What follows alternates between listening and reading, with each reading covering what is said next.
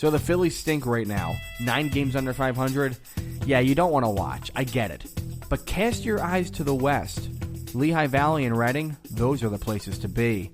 We'll talk to Matt Provence, the PR and radio voice of the IronPigs, about all the great stuff happening at Coca-Cola Stadium. And we'll look into Reading with Corey Sharp. Scott Kingery? Yeah, the next great Philly? Possibly. The Phillies Nation Podcast is live.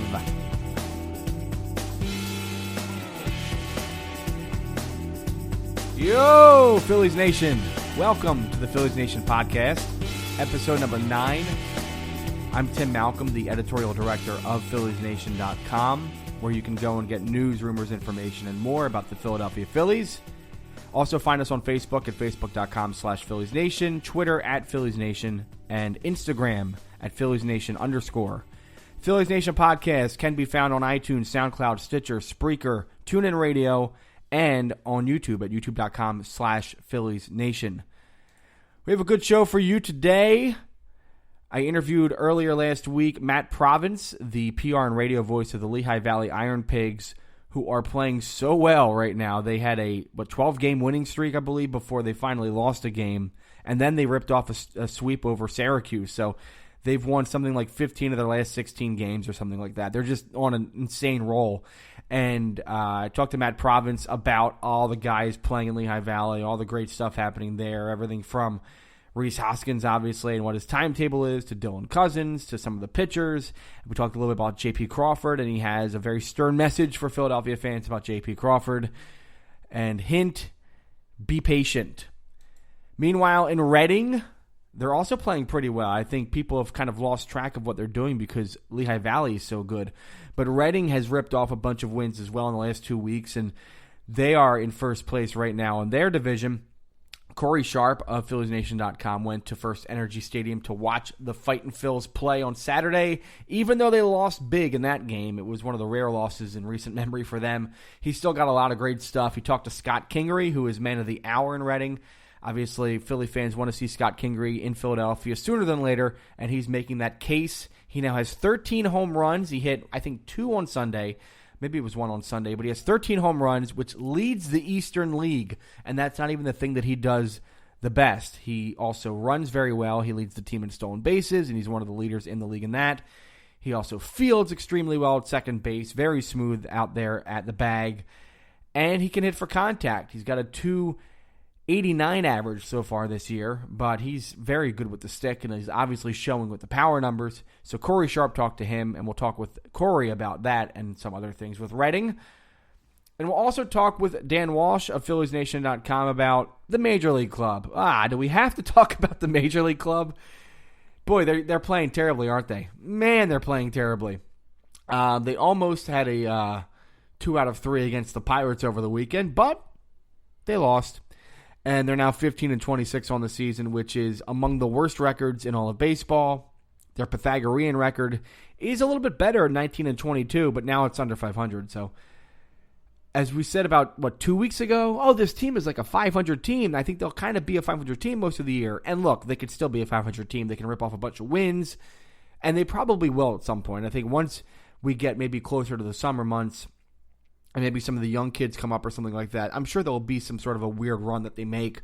But, right now it doesn't look like they're a 500 team. They look more like a 5 or 6 under 500 team. And right now they're about 9 under 500. So not fun.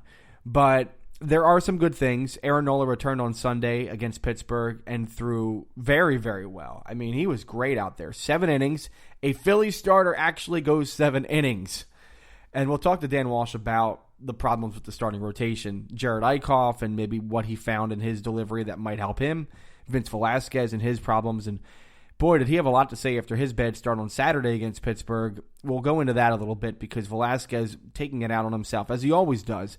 But some comments that this is not the first player to make some comments that seem to be directed toward coaching.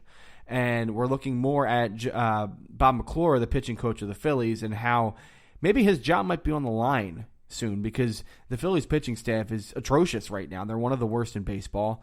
Their team ERA is 4.78, which is second to last in the National League and in Major League Baseball, only, thankfully, to the New York Mets.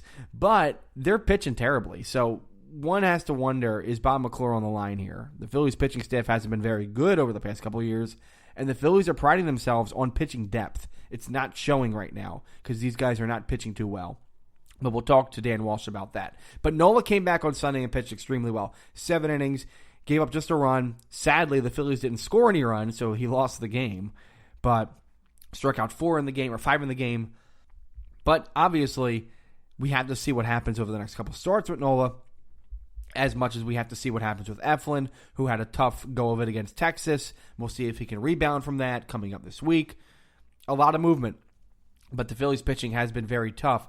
But the problem right now, and we'll go into pitching later, but the problem right now is the offense, I think. I think we're now looking at the offense going, what the heck, guys? And really focusing on 2 guys in the last couple of days, and that's Odubel Herrera and Maikel Franco. We thought going into the season that Herrera and Franco would be sort of the fulcrums of this lineup, the guys who would at least do the job that they needed to do to ensure that the Phillies would have an average offense out there most of the time. I mean, anybody, it would be Odubel Herrera, would do that, but he has had a very, very rough season so far. 236 average. He's only at a 289 on base percentage, which is so unlike Odubel. Even 2015 Odubel, who wasn't as patient as 2016 Odubel, that 289 OBP is very low, and it's disconcerting. More disconcerting is the 42 strikeouts. Leads the team. He has 6 more than Cesar Hernandez.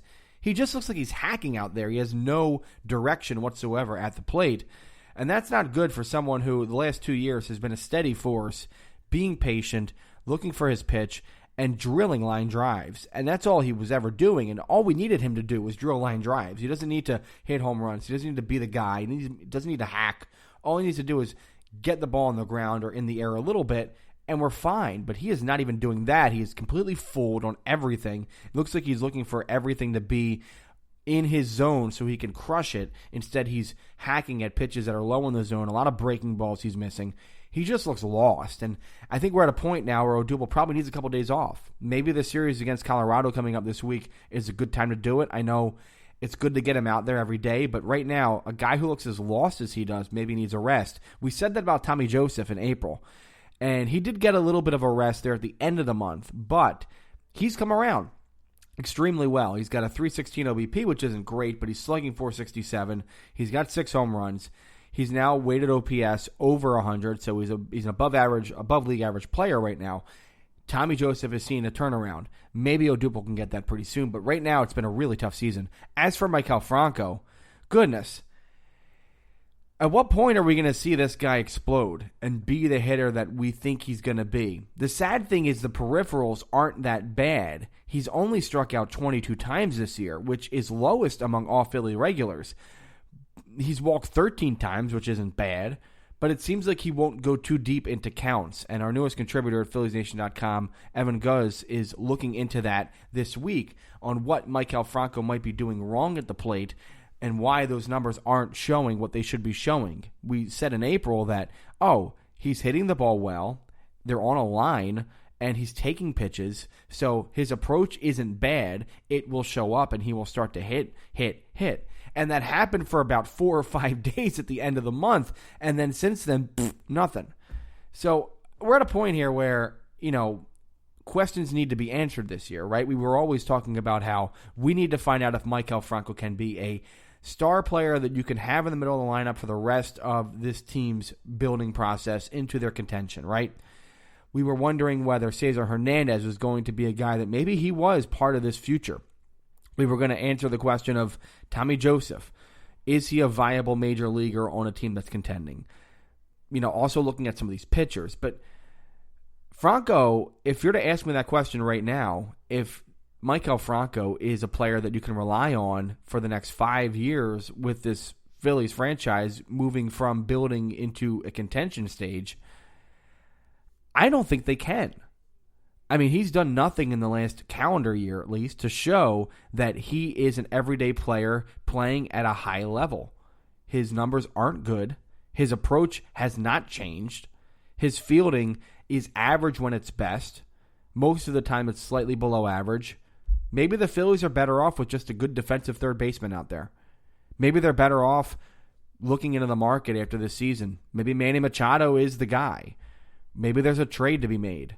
Maybe they should look into trading Franco now. I mean, his value isn't that high at this moment, but he's not getting paid a lot. They never gave him an extension. Maybe this is the time. I don't want to say that because I believe in Maikel Franco. I think he is the kind of player that once he gets on a roll, my goodness, he can get on a roll. But he hasn't been on a roll in the last year. And that's disconcerting. As much as it is with Odubel not hitting the ball. The thing I'll take with Odubel is that his defense has been very, very good this year. But Franco, what is he giving you? You know, the defense is average at best. He needs to be a hitter, and that's not happening this year. So that right now is the biggest problem. Pitching, obviously an ongoing problem for the Phillies. And let's get into that now.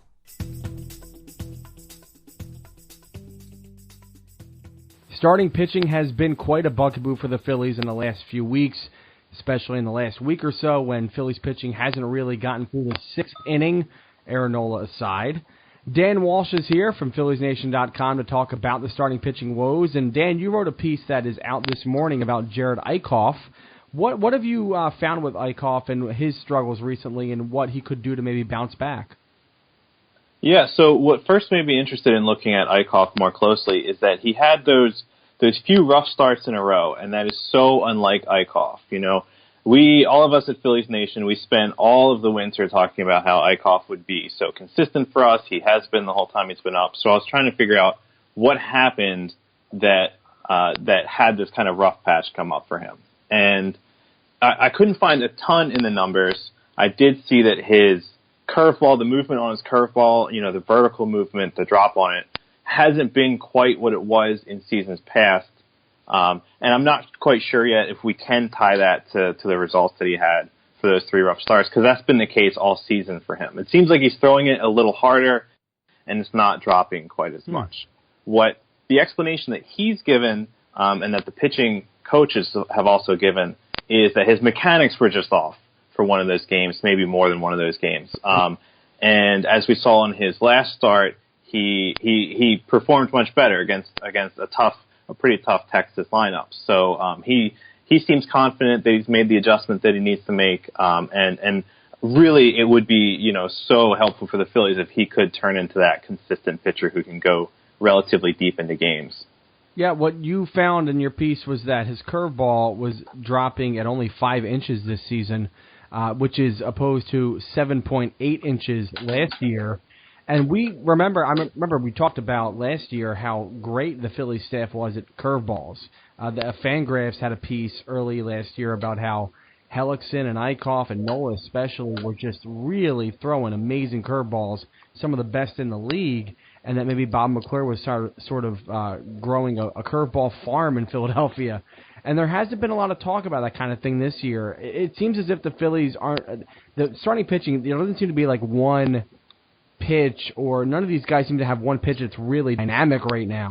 And if Eickhoff can get that curveball back to where it was last year, I think that will help, because that always seemed to be the thing that he always had in his arsenal. He could just throw that curveball for strikes. Yeah, he's clearly going to be one of those pitchers where if he keeps up the success that he started his career with, the thing that everyone will talk about all the time, you know, MLB Network will always show his curveball. You know, Sports Center clips will always show his curveball. That's really going to be the pitch that decides whether or not, you know, he's this kind of consistent, relatively known pitcher or just kind of an innings eater who most people don't know about unless they're Phillies fans. So what I noticed about another pitcher in the Phillies rotation, Vince Velasquez, who had a really tough start on Saturday, and we'll talk about what he said in a little bit. But first off, talking about pitches that matter, his four-seam fastball, which we all remember that big 16 strikeout game against the Padres where he basically dotted that across the zone and stumped the Padres blind. He was throwing that at its best potential. In the last 2 months, basically this entire season, his four-seam fastball has generated some really good movement, and guys have not been able to hit it. In fact, in April, the opponent batting average on his four-seam fastball was only 152, and in May it was 192. Guys aren't hitting that pitch. Last year, it was only at about 250, 255, 270, in that range. So he's clearly doing something well with that. It's the other pitches that are the problem right now. Are you seeing anything with him that you're saying, oh, this is different from what we saw last year with him? Not really, to be honest with you, and kind of that's the problem for me, is that we're not seeing much that's different for him. I can't quite explain the different results that his fastball has had, but really what we wanted to see was that efficiency that we keep talking about with him. We want to know that he can go 6 or 7 innings instead of every single start having to talk about whether or not it's time for him to go to the bullpen. So yeah, the fastball is great. There's a lot of life on his fastball, and there kind of always has been. But maybe he needs to start working in these secondary pitches and getting more confidence in a changeup as a pitch that I've seen suggested that he focus on a lot, or keep working on a curveball. Yeah. So that then he can use that fastball and spot that fastball and keep everybody off balance so that he doesn't have to worry about every single bit of contact being a hard hit ball, and he doesn't have to strike everyone out then. Yeah, I mean, what I see with his starts is, you're right, he throws the four-seam fastball, and it's about 67% of the time, according to Brooks Baseball. He's throwing it about two-thirds of the time. When he throws it, I mean, guys get stumped by it, but they also are able to foul it off because it's not a 98, 99-mile-per-hour fastball. It has a little bit of movement, but guys can get it a little bit. So he's fouling off. A lot of pitchers are getting fouls. So if he can work in the changeup, if he can work in the curveball, guys are hitting it well, but it's a very short sample size for all those pitches. If he can get that secondary or tertiary pitch going, yeah, maybe he can stump guys a little bit more and work a little bit quicker in games. Because right now, that fastball, all that people are seeing, as good as it is as a pitch, it still is making him work a lot harder than he should. Right, and remember, that's kind of what Cole Hamels had to do at first, was he had this phenomenal changeup and a decent fastball, right? But when Cole Hamels was only throwing those 2 pitches, batters knew just foul off the changeup as many times as you can until you get the fastball, right? And so he was seeing so many foul balls being hit, and batters were just waiting on him. And then he added a cutter, and every once in a while would throw in a curveball. And just having that other pitch in the back of the batter's minds did wonders for him. Yeah, that's basically what Kyle Kendrick, in his first kind of call-up with the Phillies in 2007, he threw that fastball/sinker and had guys fooled. But once teams came around a second or third time to see him, they knew that he only had 2 pitches. So they would just wait for one of those pitches, and they'd slam it. And that's why Kendrick was exposed as a, at best a 5th starter, and that's why he's what he is today. And so that's the separation between being a Kyle Kendrick type or being a Cole Hamels type, is you have to build that tertiary pitch. You have to get better at the other things, and Velasquez maybe isn't quite doing that right now. He said after his game on Saturday, and this is telling stuff, quote, "I guess no matter what or how I feel, there's no adjustments being made at all. In the game, it's just a lack of commitment, a lack of concentration, just a lack of everything. I mean, geez, even my golf game is a lack of everything. I don't know. I'm just clueless right now. I'm running around like a chicken without a head. I just don't know what I've got to do, but I just know there's something. I just got to break it down little by little." I mean, this is ridiculous stuff from him. I mean, he is totally lost right now. Is this a Bob McClure problem? And I mean, we've talked about Bob McClure a little bit on Twitter, and there's a little bit of rumbling here and there, but what does this guy have to do right now? It might be a Bob McClure problem, and I know that coaches are so often the scapegoats, and fans and writers even will blame them for things when you can't really quite prove what a coach is helping with or is not helping with, or what they're trying with the guy or what he's not. But a team full of young players like Velasquez, you're not surprised when they feel lost, right? Like, that's part of growing. It's true in baseball. It's true in kind of everything. It's sometimes when you're learning, you're taking the first steps in something, you don't quite have your footing yet. You need mentors and teachers there to help you find that footing. And that's what McClure's job really is seeing a guy like Velasquez and saying, well, you feel lost, right? Let's see what we can build on. Let's see how I can guide you into being the pitcher that you can be. Yeah, I know Velasquez is very hard on his sleeve, but I feel like a pitching coach has to be there so that he doesn't get Velasquez to the point where he's actually saying these things to the media after his start.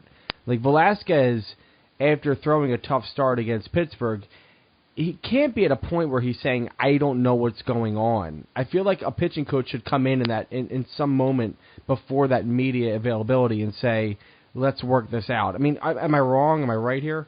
No, I'm absolutely with you, because it's okay for a player to be hard on himself, but you would hope that Velasquez would come out after and say, I didn't execute on this pitch, or I should have thrown this more often, or I wasn't locating. It's a growing pitcher will have flaws and things he needs to work on, but he's not going to improve them unless someone like a pitching coach is there to tell him what they are in the first place. So, do you want Bob McClure as the pitching coach of the Phillies through the rest of this season? It's hard to say. He did supposedly pull Velasquez aside today for a meeting, kind of a one-on-one, and so we don't know how that conversation really went. But if we don't start seeing some more growth from our pitchers, you do have to wonder how long McClure is going to be around. I don't know. I'm with you. Kind of the same way. I kind of want to see a change, but at the same time, I want to see good pitching, and I hope that this guy can kind of turn these guys around. I don't know. Yeah, it's not right for us to be calling for people to be fired because, again, we don't know the conversations that they have backstage. But, we do have to see some growth in these pitchers at some point. And another guy that I'm wondering if his role should be different or if his helping the pitcher should be different actually is Cameron Rupp, because he has a reputation of being a terrible game caller and not helping pitchers so much and not framing pitches well enough to help them get borderline pitches. So I wonder if his role as a catcher also is problematic for these young pitchers. Well, I also don't love Cameron Rupp as a play caller, and I feel like if you have a staff of young guys and you're grooming young pitchers as part of your rebuilding philosophy, then you shouldn't have a guy who's terrible at calling pitches behind the plate all the time. And at the same time, McClure actually basically called out Rupp as a terrible pitch caller and as one of the reasons why this team is playing so poorly right now. I mean, I feel like there's so much behind the lines that is happening that we don't know, and we kind of see Rupp isn't good at his job. McClure probably isn't great at his job. Things need to change. I don't know if they will, but I don't know. It's like one of these things has to change. I feel like something has to change in the next month for us to kind of feel like, okay, this team knows that something's wrong right now with the pitching staff, because they were a good young pitching staff when the season started last year. Yeah, I wrote an article before the season started saying that the rotation was the best part of this team.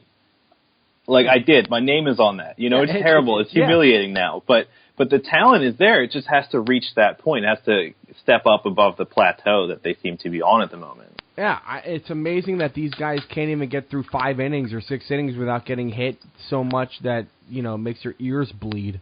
But anyways, Dan Walsh, we'll talk to you soon, but thanks for coming on to talk about some of the pitching concerns with the Phils.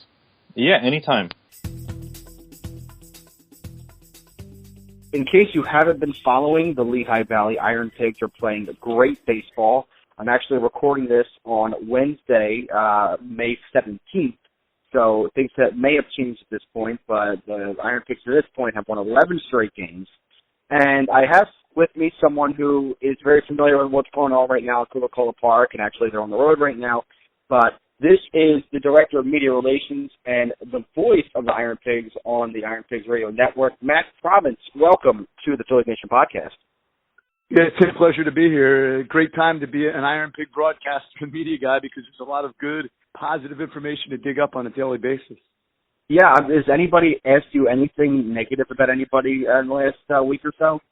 I'll tell you what, and you guys all know the Philly media, as in any big market around a sports team, can be sometimes on the cruel side, or at least on the, not afraid to bring up failures, but for the most part, it's been really wonderful because, the other night I said it, the one missing link had been J.P. Crawford, and he hits a home run, Pigs win 1-0. And, it got him in the act offensively and really has left you with nothing but great things to say pretty much about everybody on that roster. I mean, really a remarkable run. It's, the longest winning streak since the Phillies moved their affiliate to Scranton to be the Red Barons back in 1989. Records are tough to come by prior to that, but, just up and down the roster, everybody contributing and everybody really enjoying this run. So we'll get to the second. First, your personal history with the IronPigs. How many years have you been with Lehigh Valley? Since day one. The first season was 2008, but I actually started in December of 2006. So It's been a while, and I saw a lot of real rough years. The first couple, the 3 years under Dave Huppert, never once above 500 till Ryan Sandberg won on opening day in 2011. So there have been a lot of low points. There have been some high points, but really nothing's beat going to the ballpark the last dozen days. And you must have lived in Ottawa then for that 1 year or 2 years that they were in Ottawa. Is that right? Different ownership. So no, as they were playing as Ottawa, we were preparing and making connections, building websites, getting the community involved. So we had a busy 2007. It was really tough for me too, a guy that had been in baseball before, to have a summer without a baseball season was really kind of weird. Yeah. But it went by quickly because we had so much to do to prepare for what has become really one of the truly most successful franchises, not only in AAA but in all of minor league baseball. Absolutely, and we'll talk about that in a little bit. I noticed in your bio that you had a stopping ground. One of your stopping grounds was where I used to live, in Norwich, Connecticut. You were with the Norwich Navigators for a year. Any remembrances of being in Norwich? Or Yankee, it was awesome. Connecticut, as I should say. It's funny because there were some things wrong with the situation, but a lot of things right with the situation. People now think of Connecticut as being an independent league team or a short season team, but they were Double-A New York Yankees, and I was fortunate to be there in 1997. I mean, Darryl Strawberry came through on a rehab, Dwight Gooden came through on a rehab, Tim Raines came through on a rehab. But really, the biggest story, one of the most eye-opening experiences to what minor league baseball and the pomp and circumstance could be like, was when the prized signing from overseas, Hideki Arabu, came through. And that was pretty crazy too. Now I'm going back, some of your listeners may not even remember all that much about Hideki Arabu, but he was supposed to be, even better. He was supposed to be Hideo Nomo heavy, so to speak. But it was more figurative than literally, I guess, more literally than figuratively, as George Steinbrenner was quick to point out. But regardless, it was a great experience. Anytime you're with the Yankees organization during a time when things are going well, you do get a sense of importance, and that's what we had in Double-A in Norwich that year. And before Lehigh Valley, I mean, any other sort of high points in your career up until that point? I enjoyed working with the Pittsburgh Pirates. I was there in their affiliate system for 7 years in Lynchburg, Virginia, and the only ring I have had in 21 years of doing this came in 2002 when the Hillcats won the Carolina League Championship, significant to your listeners because Pete McCannon was the manager. And I grew, kind of an affinity for Pete during that season, for his quick wit, his knowledge of the game, his ability to handle personalities. And it was really funny because when I finally was reunited with Pete, I had run into him a couple of times, especially after he came to the Phillies organization. But when he came to the IronPigs Winter Banquet, the year that he was named full-time manager after serving as the interim when Ryan Sandberg departed.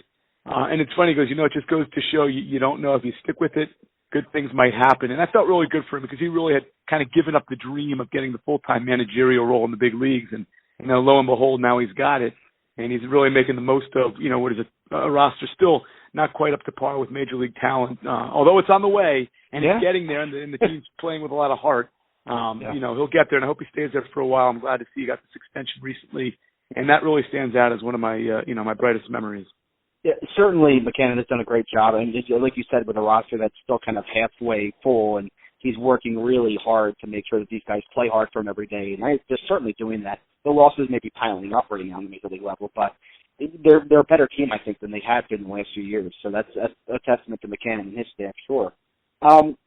So leading to Lehigh Valley and being part of this organization now, have you seen anything in your career that is like this year? Not just the wins that have piled up recently, but going into the season, the roster that you have with, a complete lineup basically of prospects, save for maybe one spot, and then the pitching rotation, all prospects, and guys in the pen who, can easily come up at the majors at some point. Have you ever seen anything like that in your career? Not at this level. Again, I go back to some of those early days. I mean, even the championship in Lynchburg, but that's all A-ball. It's advanced day stuff where, and some of those guys made it to the major leagues, but, you're still a good ways off. So to see it really at this level, and I was a little bit apprehensive because in the beginning, we went down and did a couple of spring training games for the Phillies, down there during March. and everybody who I ran into, oh man, you guys are going to be fully loaded. You guys, and I knew we would be, but I also knew too that a lot of the guys that were coming had never experienced AAA before. Even though Jorge Alfaro and Roman Quinn had spent time in the big leagues at the end of last year, now they were coming down to be everyday players. Dylan Cousins, Rhys Hoskins, didn't have any AAA seasoning, just a little bit for J.P. Crawford. So my worry was that, there's a chance that we'll be slow out of the gates because it takes a while to adjust. And I never really have been a fan of organizations that jump guys from AA to AAA because although you get the prospects in AA most of the time, it really tells you something about a guy when he faces maybe former major leaguers, veteran major league hitters or pitchers that they have the savvy, maybe not the upside, maybe not the stuff, but the savvy. And so now you're getting guys that can carve them up if they've got a hole in their swing. And sure enough, early on, Dylan Cousins really struggled. Everybody really struggled outside of Rhys Hoskins. But you had the confidence, you had the hope that as, the guys got a little bit more experienced, as the instruction came forward, that they'd start to gel. And, I actually think it's taken a shorter amount of time than what I was expecting, even though everybody told me you guys are going to win 95 games. But it's been great to see the adjustment that some of these youngsters have made. And you hope, again, for the Phillies' sake that, these guys aren't all going to hit, but, 3 or 4 of these guys hit. And now you're looking at really filling up a roster there with a lot of great young talent for years to come. Yeah, and, we're kind of guilty of it, too. We had a piece before the season started that said that the IronPigs could win 100 games. So we put a lot of pressure on, the teams that we think are really stacked, and that's kind of the Philadelphia thing to do, obviously. But as you said, I think you're right. It didn't take as long as we thought for them to really gel and start playing hot. And this month of May has been really something for this team. So now 11 straight wins as of the recording of this on May 17th. What has been the biggest factor to this team winning as much as they have recently? Well, I mean, on the surface, the most obvious thing to say is the emergence of Dylan Cousins. Before we get to that, though, I think which really is remarkable when you talk about the depth of this team, and I've said this on some TV interviews, I've said it during our broadcast on the air each night, it's amazing how a roster of 25 guys features so many people that can all contribute to the success over such a long period of time. Pigs have won high-scoring games. Pigs have won low-scoring games, 2 1-0 wins in a row this past week. They've won games where it's been sloppy defensively on both sides. They've won games that have been played crisply. I mean, it's just they came from behind 5 last night. It was 5-0. Having won 10 in a row, it looked like maybe the streak would end. They were down 5-0, and then Ben Lively, after giving up 5 runs, retires 11 straight. They don't get another hit for the rest of the game, and the Pigs win 9-5. I mean, how many different ways and how many people have contributed? It's been great. Now, specifically, I mean, I mentioned Dylan Cousins, who was the International League Player of the Week this past week. But here's a guy in 11 games. He has 4 game-winning home runs during the winning streak. 2 of them were walk-offs. One came in a 1-0 victory with just 2 innings to go against the former Philly, Brett Oberholzer. The other came last night to cap off, the 5-run comeback to give the Pigs a 6-5 lead they wouldn't relinquish. So again, naturally, when you have a slugger in the middle of your lineup putting up the numbers he's put up, really since the calendar turned May when he's been a 350 hitter with a 1,200 OPS, that's been a big factor because, for a while there, Rhys Hoskins was doing all the heavy lifting, he and Alfaro. Jorge Alfaro went through a really cold spell, and then last night, in win number 11 in the winning streak, he snapped an 0-for-15 skid with a big bases-loaded 2-out, 3-run double. I mean, you need guys up and down the lineup to contribute, and that's what's happening. Then you look at the bullpen. I mean, Pat Venditti, God bless him, the switch pitcher that we've got out there, hasn't allowed a run and only 2 hits over 18 and 2/3 innings. Yeah. Come on. Kobe Milner, a guy that was Rule 5 by the Indians. He hasn't allowed a run yet either. He won another inning last night. The two have combined for 32 scoreless innings. And so just a whole host of guys. Good starts. Aaron Nola helped, obviously. He started 2 of the games in the winning streak. But just an amazing amount of contributors and 11 wins in a row. Well, let me dive into some of these individual performances here. You mentioned Dylan Cousins and all the home runs he's hit, including, by the way, the 470-foot or whatever it was home run that he hit over Coca-Cola Park on Sunday. What do you see when you see a guy like that who could just demolish a ball? I mean, much in the way that Ryan Howard did when he was with the organization, when he was with Scranton years ago and all that. I see a guy that needs to be constantly reminded that he's got the power. He's got to stay quick to the ball. He's got to be short on his swing. You know, when I first saw him, his first swing at Coca-Cola Park, we had the showcase against Reading, the exhibition game before the season began. He hit a home run off of a lefty, and I swear to you, he just basically flipped his bat at the ball, and I thought to myself on contact, there's no way that's going out. And it sailed out, and I said, wow. I mean, you can generate that kind of power with a very compact swing. Now, you know how it is. Every slugger, especially if they go really well, like you and me on the golf course, we get 1 or 2 good drives. We think we're Greg Daly, and the next thing you know, we're 4 fairways over. You know, he's got to stay with that approach. He's got to be constantly reminded. And, you know, they fooled around with where he stands, whether he's close to the plate, whether he's too far from the plate. They've moved him closer because he was taking a lot of strikes on the outside corner, left himself a little susceptible on the inside corner as well. So they're working with him. There's a lot of things there that are still in progress. But for me, the biggest thing is that if he can just stay close to the ball, quick to the ball, he doesn't have to commit too early and leave himself prone to the off-speed pitch. You know, he won't go chasing on the left-handed pitchers who he was 4 for 43 against lefties. Now he's 6 for his last 10 with 3 home runs. He's got to keep short, and he's got to be constantly reminded of that because obviously there's a temptation when you're a big guy and you have that power to start getting a little longer, especially as you start to pile up a couple of offers. But he's done a really good job of staying within himself here the last 10 days. Yeah, and then his brother in crime there, Rhys Hoskins, as you said, he's been basically the constant force for the team since the beginning of the year. He's having a great year. You know, OBP's 426. His average is 336. He has tons of extra base hits. Is he ready for the majors right now, do you think?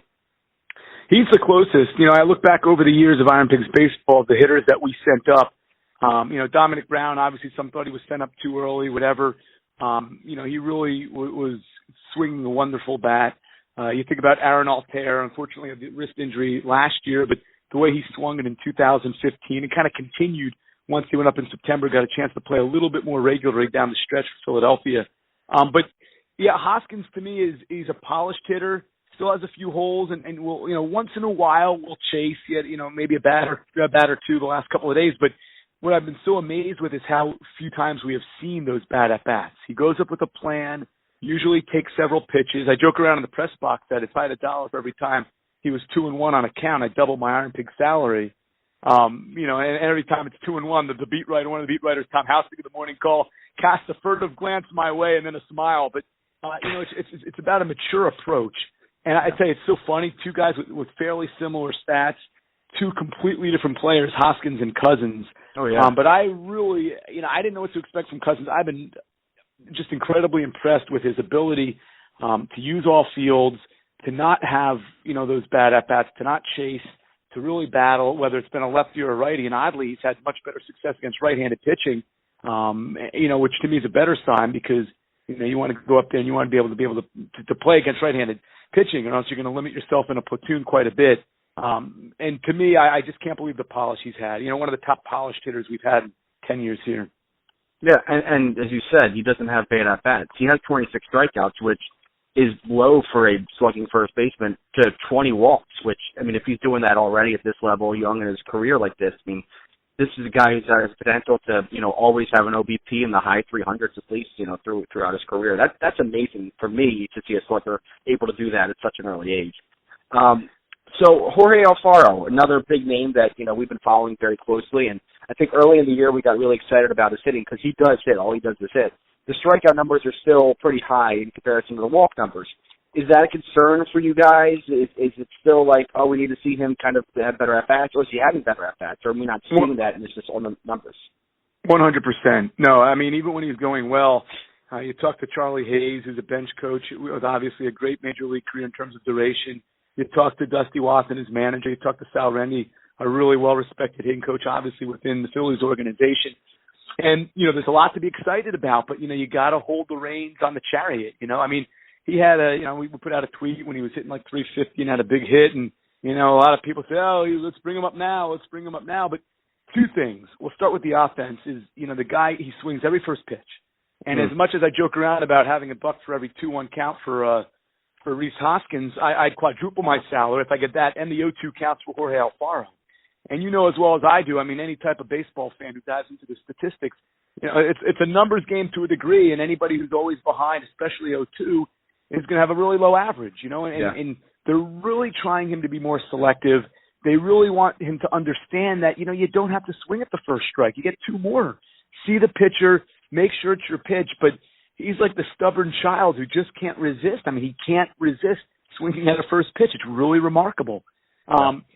So he's got to get that figured out. He's got to be more selective because as he gets up there to that final level, as you know, there are going to be pitchers who will know that. He won't see a strike first pitch. He'll see something maybe just off the plate that'll look like a strike, and he'll be swinging at pitchers' pitches 9 times out of 10. So he's got to be more selective. Obviously, it's there. He has the ability to hit to all fields. He's remarkably fast for a catcher who's kind of got that barrel chest catcher's build. He can run a little bit. He's got the hose of an arm, which is a huge attribute. The other big thing for me, and this reminds me very much of the conversations I would have had with you last year at this time with Andrew Knapp. You got to catch the baseball.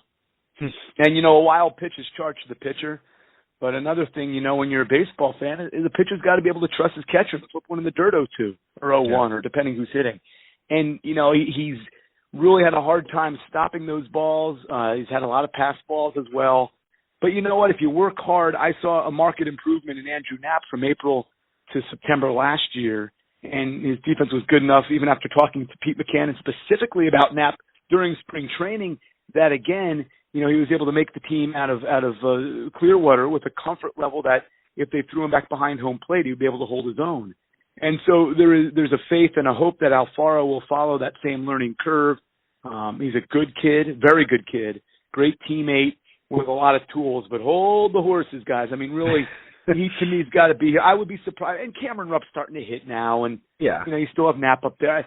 There's really, barring an injury, there really wouldn't be much of a reason to even consider Alfaro to September. And even if there was an injury, I've always had my money on Logan Moore being a major league ready backup catcher that could certainly go up in an instant and do his job up there in Philadelphia if need be, allowing Alfaro to get better and improve in all facets down here. Yeah, I think that was definitely a couple of weeks ago. Matt Gelb of Philly.com had a piece that said, by the way, it's his last option year. So I don't think the Phillies are going to want to bring up Alfaro and have him lose that sort of education that he needs in Lehigh Valley, when he could be down there and doing that and not have to expose himself in the majors quite yet. So I think you're right. There's no reason to have Alfaro come up to the majors at this point. I'm going to skip some of the other offensive guys, but I did want to come on, obviously the guy that everybody talks about, J.P. Crawford, and the year he's had. And, we gnash our teeth because we're Philadelphians, and we wonder what the heck's going on with him, and is he ever going to make it as a prospect? And he's so young, but we still get very antsy. Talk us off the ledge on J.P. Crawford, because I know he's doing other things that we're not seeing. 2 words, Freddie Galvis. And it's relax. It's funny because I had a conversation with Matt Breen the other day, and there's been stories written about, people already starting to write Crawford off. Or first of all, the guy's very young, and you can make the argument, and this is nothing, no offense to Phillies organization who know plenty more about their players than do I, okay? But you can certainly make the argument that he was rushed. He hit 265 for the first month and a half in Reading last year, and boom, he was up in Double-A as the youngest, IronPig player, and at the time, the youngest position player in the league.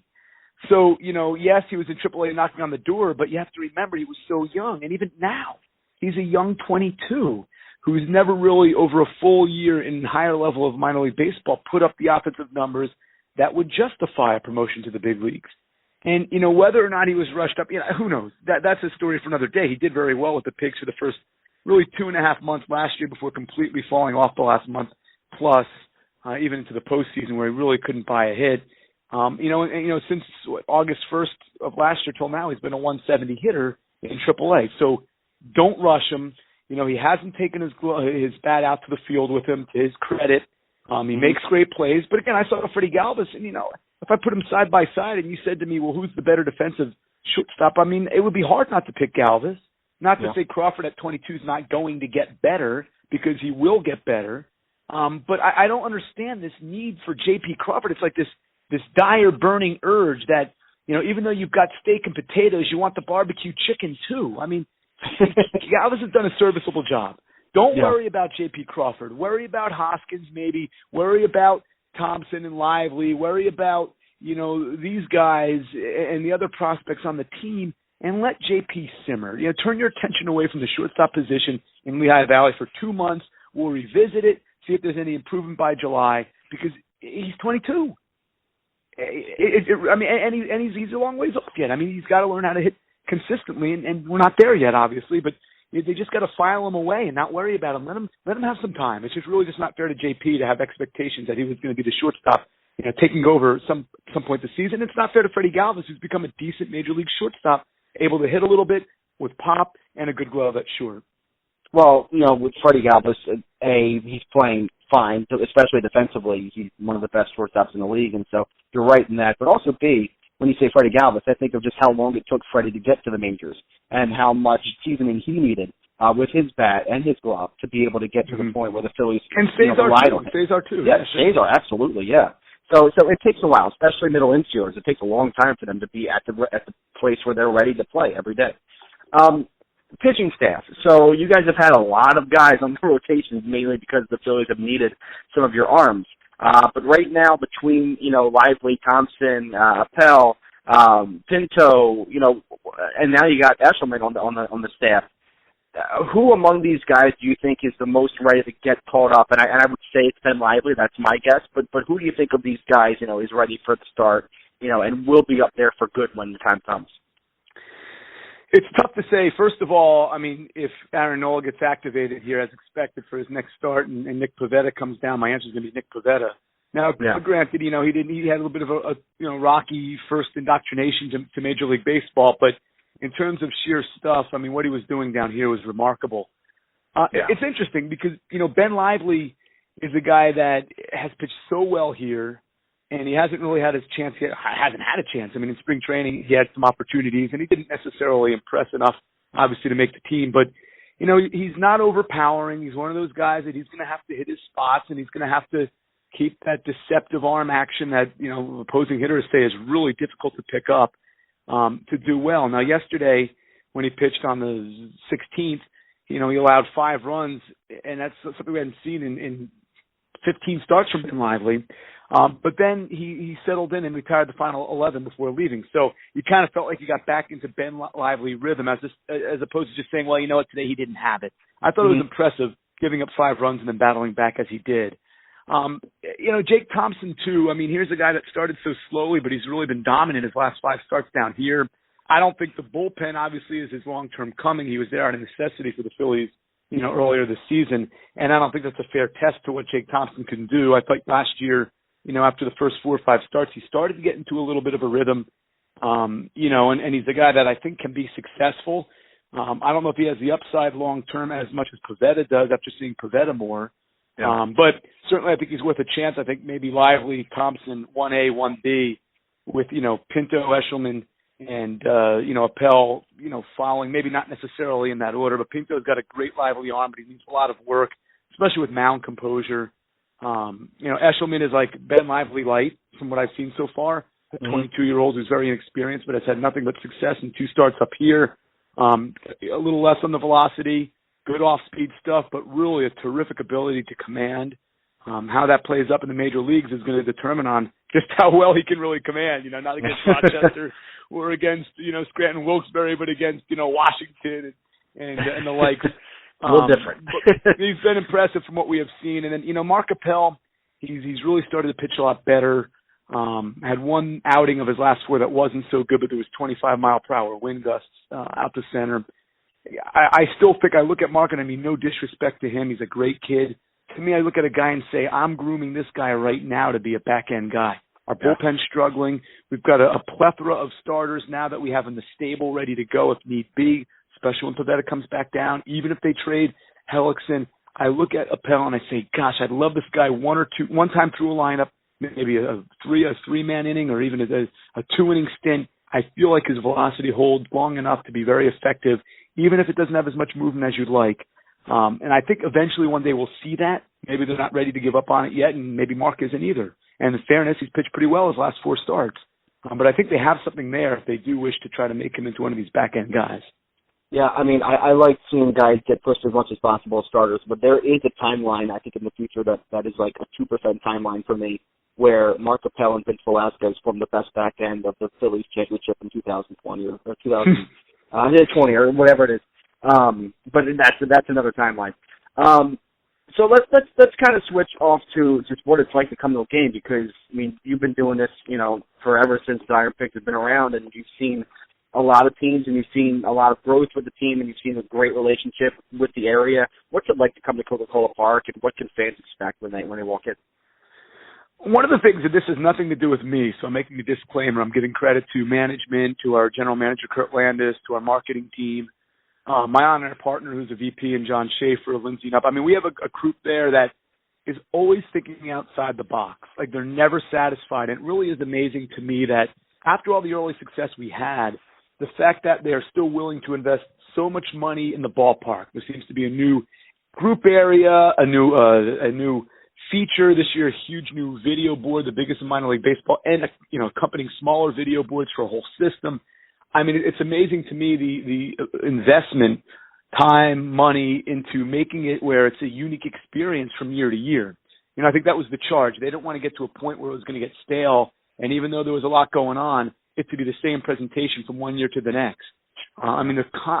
From trying the urinal video games to flamethrowers in the outfield to bubbles at the front gate to literally a promotion every day and nearly a giveaway or fireworks, one or the other, sometimes both, every day, even though it costs a lot of money and obviously a lot of time. It shows the commitment to the fan experience. And so you're not going to find one better in minor league baseball. I've traveled several leagues. I've traveled to a lot of ballparks, and there are a lot of great presentations, a lot of great stadiums, but you combine a stadium that keeps getting better, a stadium that is always clean, with the promotions that are constantly new and ever evolving, and the great attention to detail by our staff to making sure that we continue to be the top tier of teams with the promotions. I give a whole lot of respect to those guys because I'd be exhausted with it. I was after 3 or 4 years, Yeah. They keep doing it, and to me it's amazing. And look, we're the only minor league team since our inception to draw 600,000 each of the years we've been in play. Now 9 coming into this year. This is our 10th. Kudos to that group for what they've done. But the proof was in the pudding with Reading, a team that Craig Stein owned, and Lakewood and Trenton, some of the better teams in minor league baseball are all part of our ownership in the Lehigh Valley. So I'm not surprised, but I'm very delighted to be a part of it, even though, my brain is in between the chalk and telling you about all these guys we've talked about today, not necessarily on what bobblehead doll we're going to give away or crazy auction jersey we're going to do tonight. So anyway, it's a unique experience, and if you have done it, it's so close to Philly. It's not a bad drive. Take 476 up. You'll be there in an hour and 10 minutes, and you'll enjoy a good, intimate experience where you feel like you're really part of the game. Well, yeah, you're right, absolutely right, and people should go to the game. Go to games this summer. It's an affordable thing, and families are, it's a family kind of atmosphere. So go. But it's funny because I've seen, I think in the last couple of years, and I think part of it's because of the prospects, but I think part of it is too because you guys brand yourself so well. And I've seen so many more IronPigs jerseys and apparel out in the wild. And you see, the bacon stuff, which is just, I think, a genius concept. And you guys just ran with that. It's amazing. So go to a game if you are listening. Go to an IronPigs game this year. It's easy, it's affordable, and it's close by to Philadelphia, up in Allentown. So Matt, you're on Twitter, correct? Yeah, at Pigs Radio. At Pigs Radio. So follow Matt on Twitter. And hopefully we go out to a game, or just listen to him on the radio, and you'll be part of the action, and it'll be fun. And Matt, I really appreciate you coming on the podcast to talk about the Pigs. Hopefully after this recording, they win a couple more games, and we're talking about maybe a 15-game winning streak or something like that on the podcast this week. Maybe. Well, I hope so. I'll be on to talk about it if we break some kind of records too, okay? I promise.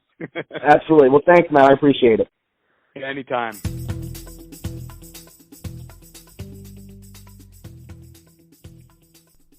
Hey, what's better than spending a warm summer evening watching the stars of tomorrow play baseball? Phillies Nation will invade First Energy Stadium to watch Scott Kingery and the Reading Fightins on Sunday, June 11th at 5 p.m. with a fun group outing for fans of all ages. That's right, 5 p.m. Sunday, June 11th. We have the third baseline where tickets are $30 and include a 2.5-hour all-you-can-eat barbecue buffet with ribs, chicken, hot dogs, burgers, mac and cheese, and much more. Plus, this is the perfect Father's Day gift, as the first 2,000 guys will receive a Fightin's bucket hat, and all fans are invited to play catch on the field after the game. Come see the future of the Phillies today with Phillies Nation, June 11th, 5 p.m. For details, Visit philliesnation.com/events. Again, it's philliesnation.com/events.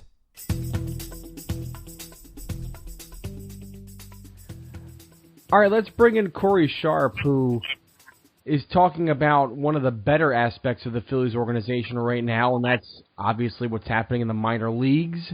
He went to see the Reading Fightin Phils on Saturday, and though they lost, they put on a decent show for him, at least. You got to talk to Scott Kingery, the big-time AA prospect. Corey, how was Scott Kingery, first impressions?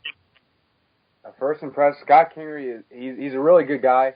To me, he just has that it factor. He's a ball player, as so many other people have described him as.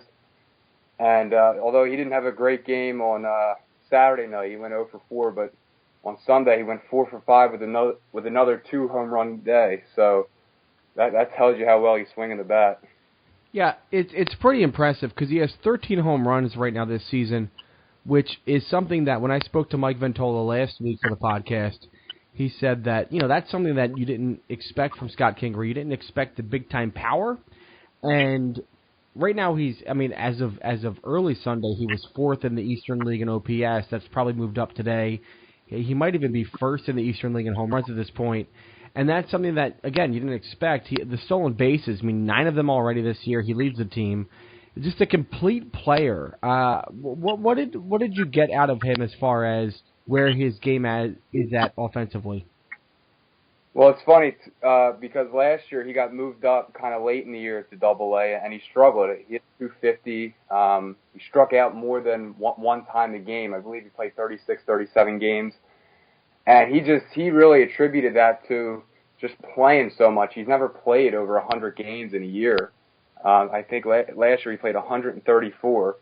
So he just said he, adjusted some things in the off season, and you could see now that he's pretty much ready to go. He really prepared himself this year, and especially with his time at Major League camp with the Phillies. So he's all systems go from here on out, I think. What about defensively? What did you see from him in the field?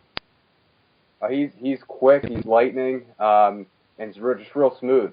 And that's pretty much his game. He's just very smooth out there. Yeah, he was compared, Mike Ventola again, compared him to Chase Utley, which is very, very big stuff when you get compared to a guy like that, obviously a potential future Hall of Famer. We will be obviously stumping for that Hall of Fame bid. But it'll be fun to see Kingery continue on in Reading, and maybe he'll get the call up to Lehigh Valley at some point this year, but it's possible that he'll just stay in Reading for the rest of the year. Go out to the ballpark and see him, by the way. We have our trip on June 11th, shameless plug. You also talked to Yaxel Rios, who's having a great year out of the bullpen in Reading. What did you get from Yaxel? Well, Yaxel, he coming into Saturday's game, he had a 1.90 ERA, 35 strikeouts in 23 2/3 innings. Sunday's game, he didn't pitch Saturday, but Sunday he pitched. He went 2 innings, gave up 3 earned runs, so his ERA is now at 2.81. But he's now permanently a relief pitcher. He was back and forth as a starter all throughout his 4 or 5 years in the system, and he just did that just to find consistency within his delivery. And right now, he thinks he's finding that, and he still has a ways to go, but the progress he's shown this year is really taken off, and he has a fastball and a devastating slider that he said he's really worked on throughout the couple years. Yeah, 36 strikeouts leads the team, even though he's only pitched about 25 innings with the team. It's amazing what he's doing right now on the mound. Is there anybody else on the Reading Fightin Phils that you got a chance to see that kind of impressed you, or maybe you were like, I have to take a second look at him at some point? Probably Carlos Tochi. He's the center fielder, and I believe he's hitting over 300. Him and Andrew Pullen. Andrew Pullen has, I believe, 9 home runs and 29 RBIs. So, those two guys are the outfield. And Carlos Tochi he's only 21 years old, so he's still a baby. So he's still got a ways to go, but being 21 years old in AA, that's pretty good, and his chances look pretty good as well to keep rising throughout the system. Yeah, Mike Ventola was telling me that Tochi might have the best glove in the entire system. He looks like he's a major league outfielder today, which is really promising stuff. I mean, we talk about Odubel and how well he's done defensively with the Phils this year and some of the other gloves that are in AAA, but seeing Carlos Tochi doing what he's doing out there and, still a young guy and his bat is really coming alive this year, hey, maybe this is a surprise bat that we never thought we had here, and someone who's kind of made a big statement this year is prospect. So good for Tochi, and it's good to see that these guys are doing such a great job in Reading. Corey, thanks for coming on the podcast, and hopefully we'll get you out there to maybe Lehigh Valley next week or something like that. All right, thank you, Tim. Appreciate it. That would be fun. Thanks to bensound.com for the music for the podcast. My thanks to Corey Sharp for giving us his report from Reading. Also thanks to Dan Walsh for coming on earlier on the show to talk about the pitching woes of the Phillies. And thanks to Matt Provence, the PR and radio voice of the Lehigh Valley IronPigs, for sharing some IronPig knowledge with us and helping us get ready for the future. Speaking of the future, let's go over a number real quick because I like doing this every week now. How about Carlos Tochi, as Corey Sharp talked about just a moment ago, and his job at Reading? He's hitting .313 with a .396 on-base percentage. The extra base hits have come along now. He now has 10 of them, 7 doubles and 3 triples. And last week, as I mentioned with Corey, Mike Ventola of Reading said that Carlos Tochi has a glove that can play right now in the major leagues. Maybe Odubel Herrera should be breathing down his neck, or should be thinking a little bit about the guy breathing down his neck a little bit. I don't know if that's the truth, but Carlos Tochi's playing well. Keep an eye on him as we get through this season. He's young, he's looking good, and he'll probably get to Lehigh Valley next year. The Phillies Nation Podcast can be found on iTunes, SoundCloud, Stitcher, Spreaker, TuneIn Radio, and at YouTube at youtube.com/PhilliesNation. Go to PhilliesNation.com for all of your Phillies news, rumors, information, and more. You can read Corey's stuff from Reading and all the stuff he talked about with Scott Kingery, and he talked to Yaxel Rios, and that's a great piece as well. You can read Evan Gus and his piece on Michael Franco this week. You can read all of our game stuff as the Phillies are back home, and hopefully they'll get some wins. We can only pray. A lot going on right now at Phillies Nation, so check us out. For the Phillies Nation Podcast, I'm Tim Malcolm. We'll see you next week.